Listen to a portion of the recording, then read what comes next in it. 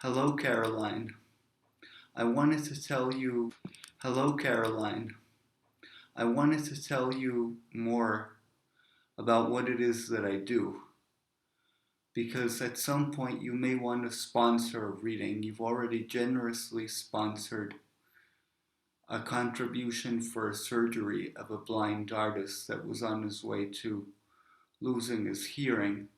And you also gave a contribution once to a group of teenagers in the secundaria here that got to go to the ocean for the first time and read their poetry in front of the ocean. So I wanted to let you know that that contribution that you've given in the past has been greatly appreciated. Love on Wheels. I gave a poetry reading recently at a high security prison. And I have to be honest with you that I expected to find teenagers all dressed in black with skulls hanging down their necks. That's such a stigmatized vision, by the way, because what I saw couldn't have been more different. I was faced with grandfathers that were 70, 60, 50 years old, all looking at me kindly, asking me many questions while they were reading their newspaper. They were wheeled out to a beautiful garden for an hour so that I could read them poetry. And the quality of attention that I got was remarkable. Something weird happens when you're in a high security prison reading poetry, where all of a sudden within those limits, every sound becomes sharper. Every color becomes more vivid. I could feel my own voice bouncing back at me in slow motion, and I thought maybe this is just some weird psychedelic experience that I'm experiencing alone. But I was with 20 social workers of the UNAM, and I asked them, are you experiencing this? Later I said, are you experiencing that inside the jail everything feels more vivid, more full of color? And they said, yes, it was weird.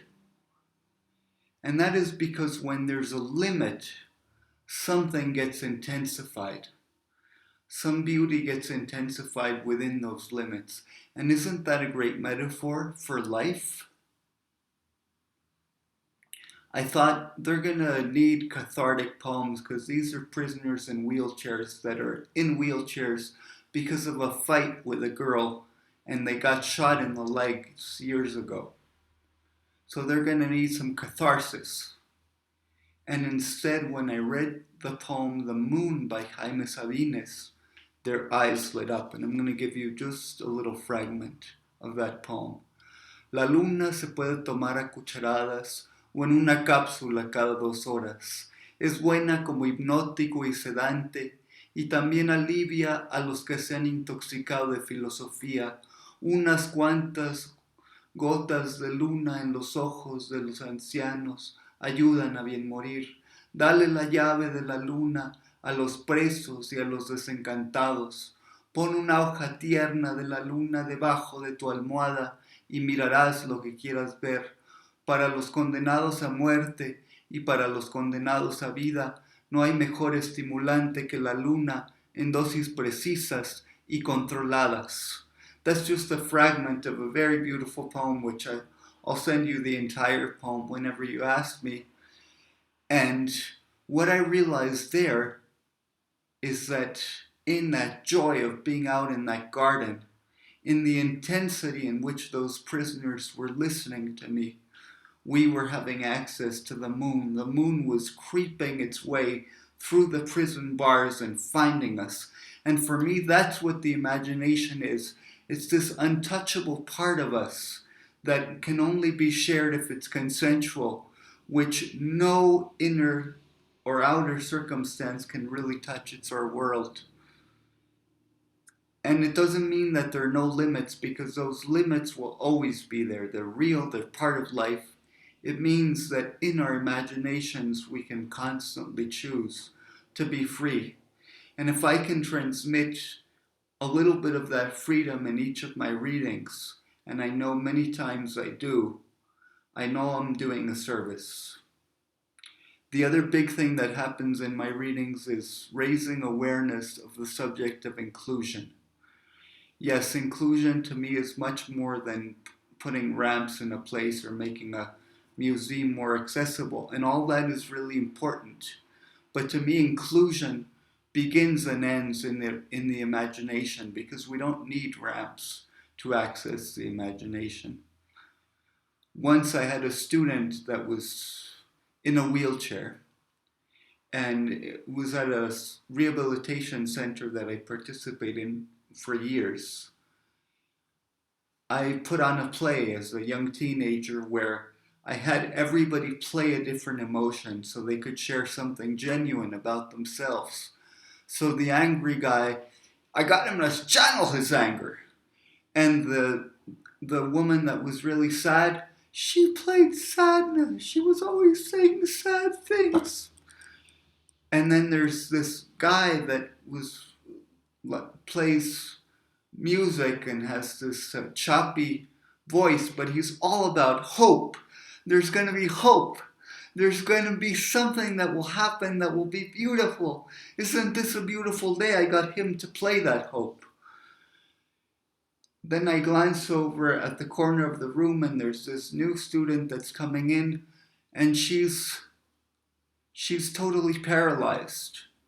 She can't talk, she can't walk, she can't even communicate, just very simple words with a little machine, water, milk, bathroom.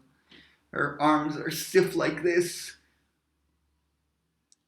And the teacher looks at me and says, she's going to have to be an extra in your play, because there's no way that we can fit her into this play. And I say to her, what? An extra? That goes against everything that I believe. She has to be the star of the show. And so I made her appear at the very end of the play when there's anger, when there's hope, when there's despair. And I'm in the middle of all those emotions, seesawing between all of them. And I don't know what voice to listen to. Suddenly she appears, all dressed in white, shining, sparkling eyes, big smile, and she screams, because it's the only thing that she can do. She screams like this, ah! And she ends the play. And what did she represent? The silence at the end of the play. The silence that we all need to find for that inner sense of peace. And if I can create strategies at my poetry readings, at my workshops, if I can plant seeds for this world to become more inclusive towards any type of body and person, I will be doing my life work. You might think that the hardest thing about being in a wheelchair is not walking, right? Duh. Well, guess what? It's not. Because when you're born that way, when you're born prematurely, weighing 900 grams, the size of a mango cupped in one hand, turning purple, trying to breathe, after a while you do grow up, and that is the only reality you know. It's a reality as natural to you as a colorblind dog seeing in grayscale, or as a bee seeing all these colors that she might never imagine. That she might never imagine, wait a minute, that you might never imagine, because bees see all these wonderful colors that we don't have the frequency to receive. I'm really going on a tangent there, but that's what poetry is, going on a meaningful tangent, one meaningful tangent after another. And I think you like tangents too, that's why we hit it off so well. So where was I? I was saying that you might think that the hardest thing about being in a wheelchair is not walking, but it's not. It's the reality that I'm used to. What was very hard for me as a teenager and even as a young adult, was when my parents can no longer take care of me, what the hell is going to happen to my life? Because here I am, totally dependent on them to feed me, to wash me, to transport me to different places. What is going to happen when they can no longer take care of me? I still remember that feeling of the pit in my stomach, the tightening in my throat. And you know what? I'm not alone in that. At a certain point, when people with any type of disability are a little bit older than 18, they have that strong desire to live in an autonomous space, to generate their own income, to have active sexual lives. And many times they, my friends, are willing to take that step. But the ones that aren't so willing are the parents. Because how is my little kid going to do that? How is he going to make a living? How is he going to even move? I was browsing through the internet and I run across this notice that one of my friends in a wheelchair has.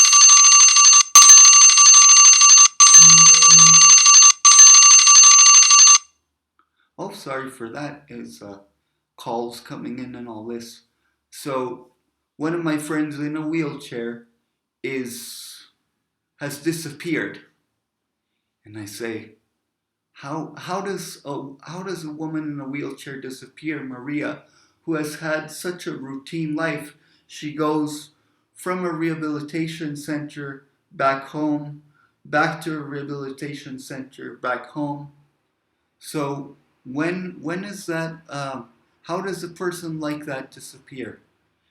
And a week later, the mother posts another piece of news that says, "My beautiful daughter has been found. Thank you for your love and support during this difficult time." And I say to myself, great, I'm going to call Maria. I'm going to call her right now and find out what happened. And when I call my friend Maria, she doesn't pick up. She does not pick up, and I say, this is really fucking weird. And 2 weeks later, Maria calls me and she says, "Don't believe what my mother said. I've never been more appeared in my life. I feel great. I haven't disappeared. I've run off with the love of my life, who is also in a wheelchair at Kiwa. And when my mother found out that I was a lesbian and that I was willing to follow this woman, she went nuts. She went crazy. She even ripped up my clothes. And so I had no choice but to escape with her. So now these two beautiful women in wheelchairs are living together in very precarious conditions, but they're officially married. The mother has still been unable to accept her and has taken her disability pension from her. So these are the kind of cases that I run across all the time, and in my poetry readings, in my workshops, in my talks with people, I want to put these stories out on the table and have them generate questions and answers as a group.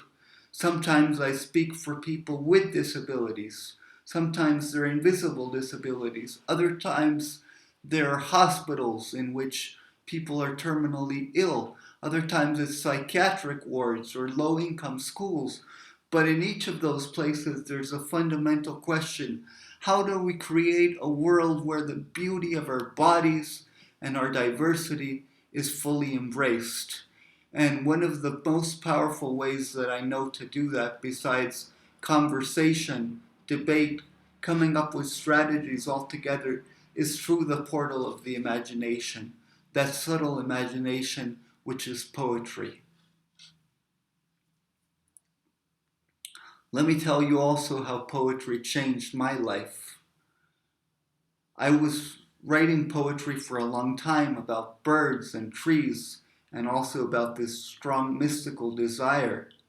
And then my teacher, Fran Quinn, said, "So why don't you ever write about your wheelchair?" And I said, "My wheelchair, but I don't want people to judge me as a disabled poet." He said, "But isn't your wheelchair a part of you? Isn't it a legitimate part of you?" And I said, "Yes." And that's when I started to write about all my questions. When would I be able to live autonomously? How would I be able to even get there? What about my sexual life? Could I have sex? I mean, I can Google that on the internet, but Googling that on the internet is a poor substitute for actual experience, right? And writing the poetry became a roadmap to ask myself questions and to also start recording and start noticing the answers from friends, from the divine spirit, from other poets, from other things that I love to read, primarily poetry.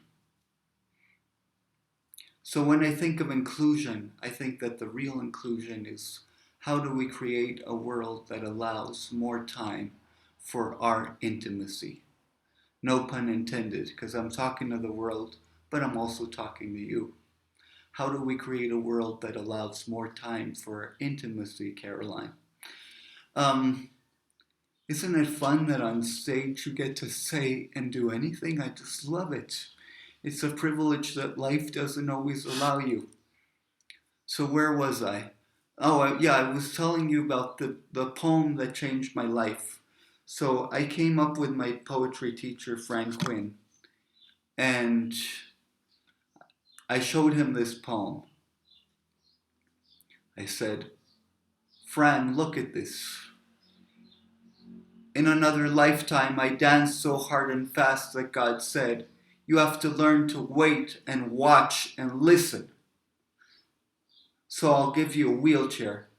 And Fran said, wait a minute, there's a problem in this poem. Since when has dancing been a sin? Since when has it been a burden to dance too much and dance too hard and fast? And that's what made me realize that I was secretly seeing my disability as a kind of spiritual punishment. Some sort of karma that I was paying, or also a kind of special gift that raised me way above the rest. He said, think of something else, because you don't exactly look like a convict. That's when I came up with the sentence, I bargained for this wheelchair. I bargained for this wheelchair. I bargained for this wheelchair. I chose to be in this wheelchair as an extension of my joy, as an extension of my sexiness, as an extension of my faults, even. But through the joy of the dance, that's when I saw this vision unfold in front of me. A vision of a woman. I don't know if she was a goddess, God, life, the mystery, my own imagination, dancing with me so hard and fast that I wanted to keep dancing harder, faster, until my first body burned up in smoke. And she said, if you keep dancing like that, your body will go up in smoke, and even your next body will be panting and exhausted by the spasms of our sheer pleasure. I said, as long as I keep dancing with you, I don't care if next time around I have to learn to hoist myself on paws. Forget paws, she said, smiling. The way we're going, you'll have more luck balancing yourself with the strong third leg dangling from your loins. What do I care about slowness and stiffness when I know every muscle will hold steadfast to the aching ecstasy of our dance? And if I can transmit to all these groups that in our limitations we are equal, sharing manifestations of joy, then we will behold each other as we all should behold each other, looking deeply into each other's eyes. That's why these readings are important.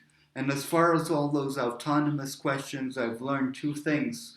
That I can be more and more autonomous within our limits, that there are concrete things that can be done to create more spaces for people to have access to that autonomy, but also that the greatest autonomy is friendship and intimacy. And that's why I live with Manuelito now, who often cooks my food and often helps me, but I'm in a space of my own. And one of my big dreams is for other people with disabilities to have access to those kind of spaces in their physical autonomy, in their jobs, in their sexual life, in their friendship, in their intimacy.